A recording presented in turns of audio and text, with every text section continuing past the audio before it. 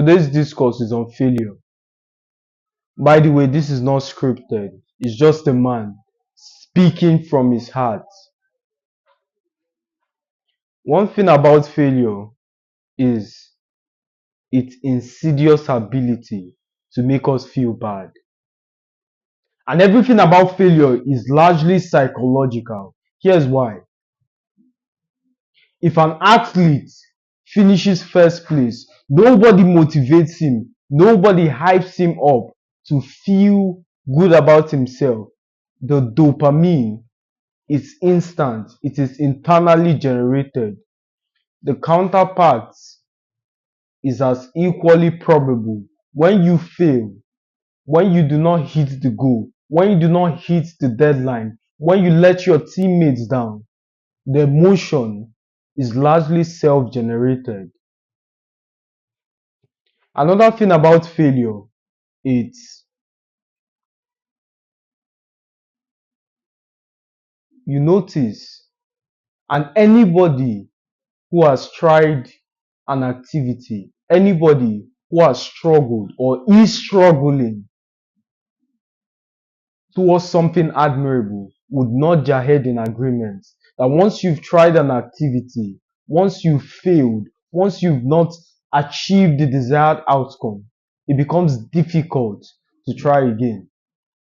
It's my philosophy that the first time you try as much as possible, the second time only requires half the effort and twice the emotional support. So you're doing half the work because you've understood the terrain, but you need twice the emotional stamina to keep going, to continue. Every single person who is doing something, or who has done something worthy of admiration, when you fail,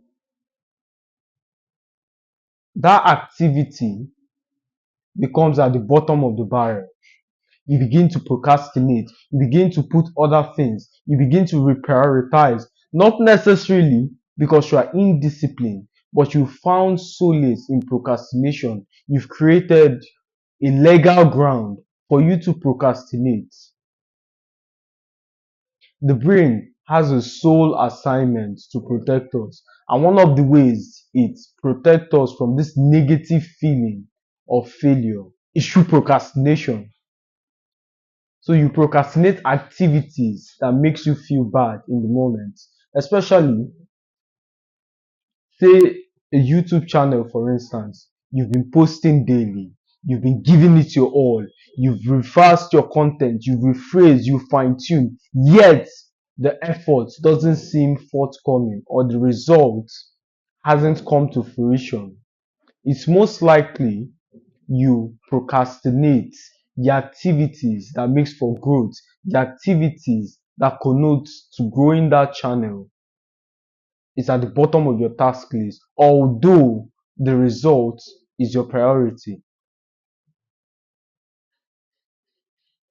The answer to this puzzle is very easy, but it's very difficult in the moment. We as humans, we give advice in buckets and take it in drops.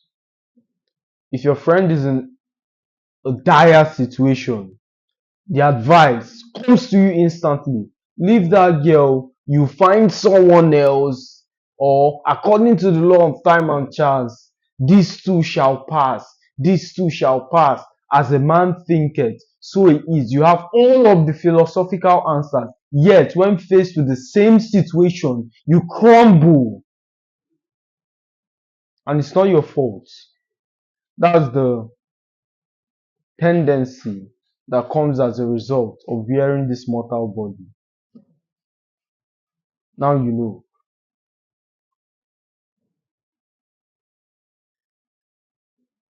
Another thing I would like to highlight very quickly, it all lies in the way in how we process failure. Again, as basic as this sounds, we don't consider it in the moment. Our brain refers to logical equations. Oh, you tried 100 times and it didn't produce the result. Perhaps it's time to pivot. then as an intelligent individual, you reinforce that wrong thought with the Instagram story or the Snapchat story. How Evan Spiegel, the CEO, pivoted from, I can't recall the app they were creating, some educational app, to Peekaboo, then Snapchat. My friend, if you keep jumping from one product to the other, you're never going to be specialized in anything. You're only going to end up jack of everything, master of none. And yes, you need to have a surface level of understanding of every single thing, but an in-depth level of understanding of one thing. That's how leaders are shaped. The same thing with Steve Jobs. Steve Jobs had never written a line of code. Yes, he built a software slash hardware company. He had an in-depth knowledge of marketing, of leadership, how to galvanize people, push them to the edge, make them believe in themselves. It is often said, in the presence of a confident person, it stiffens the spine of others. When you're in the presence of a confident person, by extension, you become confident. If you're playing football and I begin to hype and motivate you, don't worry, guys, just one more goal. Let's go. Find one. And you're passing the ball, you feel the energy. You're motivated to attack the opponent endlessly. So failure is a teacher. For the sake of time, we'll keep it here. As always, my friend, pleasure speaking to you. See you in the next one.